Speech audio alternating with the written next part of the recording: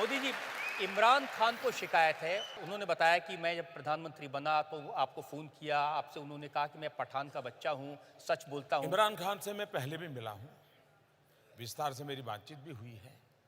जब वो प्रधानमंत्री यानी उनकी पार्टी के सबसे बड़े नेता चुन करके आए तो मैंने टेलीफोन भी किया था, देश के एक मुखिया के नाते।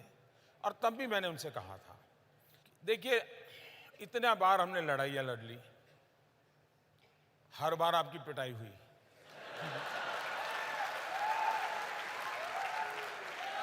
आतंकवाद करके भी कुछ पाया नहीं। ये जितना हमने बर्बादी 40 साल में की है, अगर हम 5 साल मैं मेरे देश में गरीबी के खिलाफ लड़ूं, आप अपने देश में गरीबी के खिलाफ लड़िए, हम दोनों गरीबी के खिलाफ लड़ें, हम अपने अवाम का भला करेंगे। मैं कभी हिंदुस्तान